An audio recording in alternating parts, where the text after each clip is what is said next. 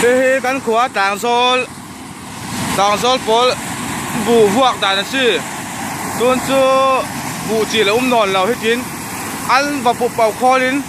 an her du tau men kan khua tlan changkang na sa hi la ni pu sum tei hwan char kha chi ti hen kau lai a thong tel khan ni kha tan che tu men kholin va du dau hi ti ki pakhatin ang ha ki ti kin an va thua lo men tu len hi da hi pu sum tei un lu ma chi pu lei sum tei in lun to he pu lei sum tei in lun a si an ku tla ke lai thau pu lei sum tan dak mu ding e lung leng na sa ding tu len ke to in dung lam pang kha chi mal te to in a lang thei lu dar te ku tu len ke na kan lo va si hi an nei tu tak ka thei chia lo